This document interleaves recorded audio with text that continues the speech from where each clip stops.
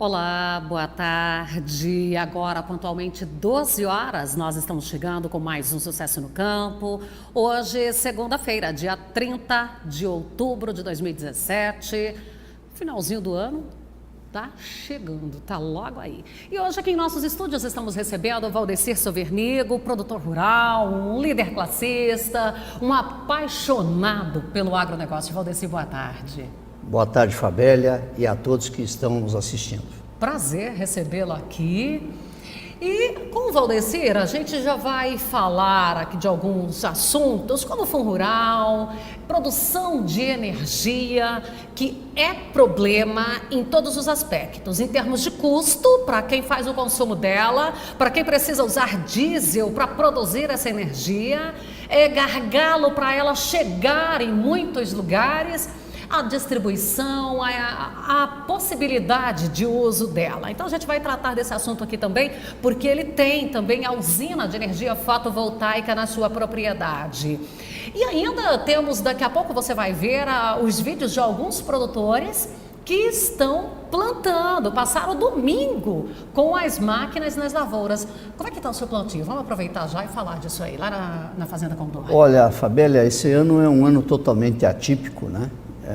Onde as chuvas elas estão muito atrasadas e praticamente onde choveu em mangas.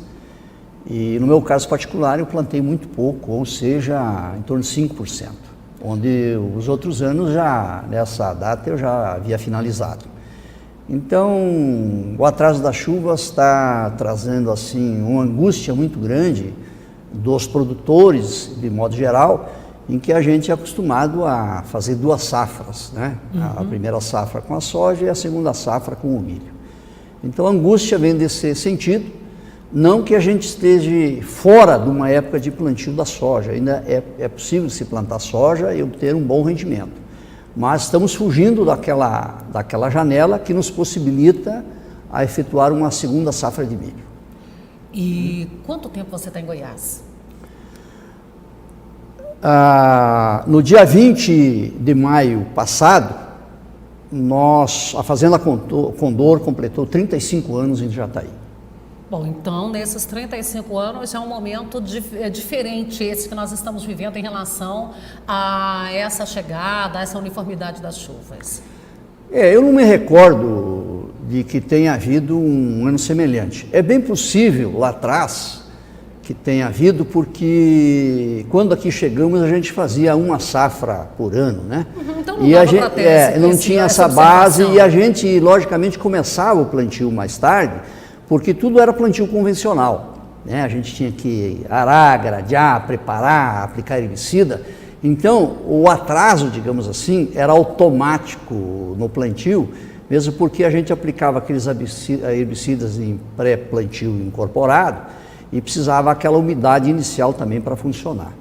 Então, a janela era outra, entende? Mas desde que a gente tem a oportunidade de fazer duas safras anos, eu não me recordo de um atraso assim generalizado das chuvas como este ano. É bem colocada essa informação do Valdecir, que especialmente assim, né? Porque da era da segunda safra, ou da safrinha, que hoje é que já se refere a uma segunda safra, é que passa a ter essa observação mais detalhada desse início das chuvas, porque o plantio ocorria normalmente em dezembro, né? Que daí pegaria ali uma temporada mais segura para a chuva e automaticamente para a colheita também, né, Valdecir? Exatamente. Em relação à Fundo Rural, nós estamos acompanhando uma novela em 2017, desde o final do mês de março, onde o STF foi lá e colocou como constitucional, e de lá para cá é um capítulo de cada vez, e às vezes alguns capítulos que serviriam até de outra novela. Qual é o seu olhar para esse momento que nós estamos vivendo? Olha, o Fundo Rural hoje representa a bagunça generalizada que existe no país, inclusive o judiciário, né? Porque a mim, como um produtor rural e com desconhecimento de saber jurídico, não me apercebe, eu não consigo admitir que por 2 oportunidades um Supremo Tribunal Federal, a Suprema Corte, que julgo que as pessoas que estão lá têm ilibado o saber jurídico, e ou ao menos deveria ter, decidem numa matéria de inconstitucionalidade do Fundo Rural por 11-0, né? É um placar que não deixa dúvida por 2 vezes consecutivas. Tá?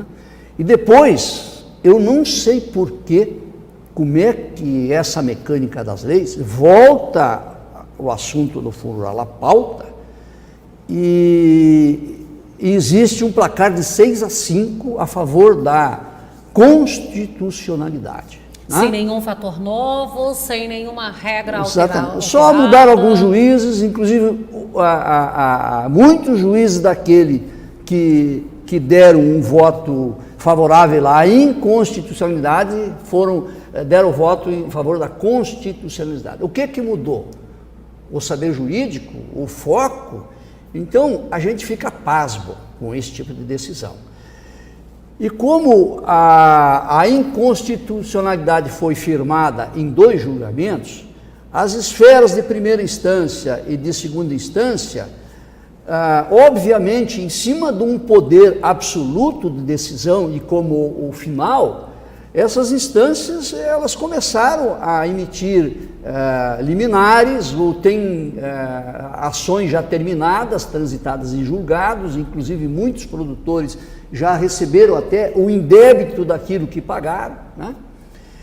E se caracteriza essa insegurança jurídica, essa anarquia generalizada dentro do meio rural, dizendo que a gente tem um débito para trás, somos um passivo. E essa maneira de colocar isso para a sociedade, Valdecir, porque nós, como um programa de comunicação segmentado, nós fazemos parte daquele setor que defende o produtor. Lembrando sempre, nós não defendemos as ações daquele que é irresponsável, nós defendemos o produtor, que o produtor rural é quem? É aquele trabalhador, que cumpridor de leis, gerador de rendas. E aí a gente vê assim, que está fazendo uma anistia, que está beneficiando ao setor do agronegócio, quando na verdade a gente sabe que não é bem assim. E como é que a gente vai lidar com essa situação? Em primeiro lugar é o seguinte, são irresponsáveis as pessoas ou a mídia que coloca que nós estamos tendo um perdão, né, ou uma anistia. Lê do engano. Nós, empregadores rurais, que temos empregados registrados, pagamos um percentual sobre a folha. É lógico que inferior ao que hoje o comércio e a indústria paga, certo? Mas nós pagamos o INSS na folha de pagamento dos funcionários, sendo que o empregador não tem direito nenhum àquele pagamento efetuado, que é para a aposentadoria dos seus funcionários. E tem um percentual que é pago a título de contribuição previdenciária do empregador rural. Então, nós já o fizemos isso a partir do momento lá atrás, onde a Constituição equiparou a atividade urbana igual à rural, e nós viemos onde fomos todos cadastrados para contribuir com a Previdência, assim o fizemos e assim estamos fazendo até o dia de hoje. Então, como é que uma sociedade ou as pessoas, uma mídia, vai dizer que nós estamos tendo um perdão em cima de uma questão julgada 2 vezes por 11-0? Tu entende? Isso não é admissível. Que perdão é esse? Que dívida é essa? Como é que tu vai fabricar uma dívida? Ontem eu não devia, até 30 de março deste ano, onde houve o julgamento, 30 ou 31, não recordo bem o dia. Dia 30. Dia 30, nós tínhamos... Acordou, não tinha dívida. Na hora que foi dormir... Exatamente. Tinha uma dívida de 5 anos para trás. Então isso é inconcebível. Isso gera uma insegurança jurídica, uma intranquilidade nas pessoas que produzem muito grande. E não só na nossa atividade. Você te imagina qualquer ação na justiça, onde a ação está finalizada, está decidida, e dali, isso foi em 2010, 2011, 7 anos depois, a justiça te chama, aquela decisão não vale, ela não foi, aquilo lá foi mal interpretado, nós vamos mudar. Isso é a mesma coisa que você questionar o Brasil e a Alemanha 7-1. Eu comparo ao futebol, 7-1. Você... Não foi 7-1 mais. Não foi 7-1? Não vale 7-1. Foi 1-7. O Brasil ganhou, entende? Vai mudar o resultado? Jamais, gente. A gente tem que ter segurança jurídica, tem que ter certeza, tem que ter paz, tem tranquilidade. E essas pessoas que assim o decidiram, eles estão gerando uma intranquilidade no campo muito grande, porque, embora as safras tenham sido muito boas, né, os custos têm elevado e a margem tem diminuído muito ao produtor. E o produtor não tem caixa ou cacife para suportar essa dívida, digamos assim, fabricada de um dia para a noite. Ah, vamos fazer refis, vamos prorrogar, vamos dar 25 anos. Gente, trabalho escravo é isso aí. Escravidão é isso aí. Você querer fabricar uma dívida, querer dar prazo para o produtor pagar uma coisa que ele não deve. Que ele não deve. Então, você subjuga e submete a um regime de escravidão do Estado, falido, mastodonte, inadministrável, certo? Porque quem afundou o país foram os governantes, as pessoas responsáveis que governaram o país, e agora é muito fácil. Agora nós temos um déficit, de quem que nós vamos cobrar? Estão falando muito bem do agronegócio, o agronegócio está dando resultado, vamos cobrar deles. Não, lê de engano, gente. Quem está aí, pessoal, estão aí há 30 dias esperando a chuva, nada plantado, semente no galpão, fertilizante, todos os insumos. Os pedidos já foram todos feitos. Os funcionários estão ali esperando para trabalhar, recebendo. E daí? Como é que é? Vocês conhecem a nossa atividade? Você sabe que a nossa atividade é céu aberto? Você sabe que a nossa atividade é de alto risco? E como é que você vai fabricar uma dívida que a gente não deve? Então isso é uma irresponsabilidade muito grande e isso ocasiona uma desordem, uma desestrutura dentro da nossa atividade das pessoas e também da comunidade. Veja bem, porque nós estamos aqui em Jataí. Quando eu cheguei há 35 anos atrás, Jataí era uma currutela, digamos assim, uma cidade pequena, era só a cidade baixa, era assim, uma pecuária na época extensiva que acontecia. O que é Jataí hoje? A exemplo dos municípios do interior desse país. São pujantes, são qualidade de vida. E essa semana, com muita curiosidade, teve 2 pessoas na fazenda que lidam com essa parte de informática. Às vezes você tem problema de parte hidráulica, de oficina, de bateria, ou uma série de serviços.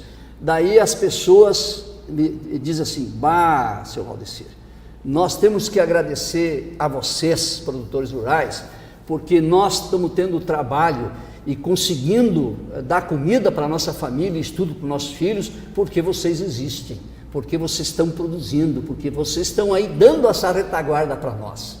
Então, a nossa atividade não é uma atividade que representa só 25% do PIB, ela representa uma engrenagem motora que movimenta toda uma comunidade, desde as empresas que dependem dela, como as entidades sociais também que dependem, e que o produtor é muito solidário com a maioria delas. E aqui ainda essa questão do trabalho escravo gerou toda uma polêmica desnecessária, né, Valdecir? Porque e ainda vai lá agora que vai e vem, porque como você falou, nós estamos naquela insegurança total. No mesmo instante que decide por uma coisa, desdecide.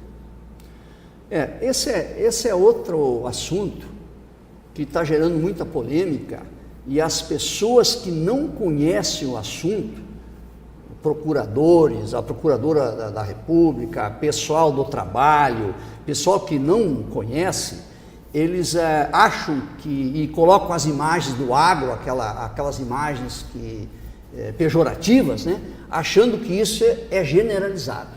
Não, o agro se modernizou muito. O agro tem tecnologia de primeiro mundo, de satélite, de agricultura de precisão. O agro se modernizou, está aí a juventude. Paciência eu que tenho uma idade já mais adiantada, que estou com a passagem no bolso já para embarcar e não sei quando, mas a juventude está vindo atrás, gente com tecnologia, gente com essa informática fantástica que está aí. Então, não digo que não haja trabalhos análogos ao escravo, mas você atribuir uma classe, generalizar isso, jamais. Dizer que 80% do trabalho escravo está no agronegócio? Não, isso aí é um absurdo. E o detalhe é o seguinte, ó, o que essa portaria veio a tentar colocar no seu devido lugar? Como é muito subjetivo essa decisão, o que é trabalho análogo ao escravo? O que é jornada estafante? O que é? Então, como é muito subjetivo isso, ele arremete ao fiscal ou a quem decide um poder muito grande de interpretar da maneira que bem lhe aprouver. Sem conhecimento técnico. Exatamente. Então, assim, ó, eu não conheço por aí alguém que tem um trabalho degradante, alguém que tenha um trabalho estafante. Agora eu vou te dar um exemplo. Nós estamos parados há 30 dias esperando a chuva, certo? Certo. Então, nós estamos atrasados. O que vai acontecer? E todo mundo que trabalha na agricultura sabe que a época de plantio e de colheita é uma jornada além daquela que normal, convencional, certo? Certo. Então é o seguinte, o que vai acontecer? Nós vamos ter que trabalhar às vezes em 2 turnos, nós vamos ter que trabalhar até, em vez de 8 horas, 10 horas, 12 horas, 14 horas, certo? Mas isso não é jornada estafante. Uma jornada estafante é aquilo que causa estafa, aquilo que causa debilidade, aquilo que a pessoa pode até com essa estafa comprometer a sua vida ou a sua saúde. E isso eu não conheço, esse tipo de atitude. Só para a gente, tem muitos que acompanham o nosso programa que não são relacionados ao setor. Hoje é considerado trabalho escravo se de repente chegar lá no alojamento onde tem que ter um ventilador e esse ventilador não estiver funcionando. Imagina que o ventilador estragou aí há 2 dias. Pronto, o fiscal pode lançar isso aí como trabalho escravo porque ele não está adequado. Então é aquela inadequação de um ambiente de trabalho, hoje ela é embutida, porque a portaria foi assinada e depois ela foi revogada. Então voltou a estaca zero. Aquela portaria que estava modernizando, ela não vinha para eliminar as irresponsabilidades de um empregador. Aquele empregador irresponsável, ele tem que ser devidamente punido, mas devidamente. Hoje, existe isso aqui, que os funcionários, mesmo sem internet, ele é capaz de filmar ali, fazer o vídeo, pronto. Se não tiver internet lá na propriedade. Agora, qual é a propriedade que está trabalhando sem internet? A gente não tem. Pelo menos nas propriedades de médio para cima. As pequenas, às vezes ele não tem nem o funcionário, porque quem trabalha é ele com a família dele. Então isso aí é aquela história que é muito relativa e precisa sim ter uma avaliação melhor. Agora, meio-dia 17, nós vamos para o intervalo comercial, voltamos já já.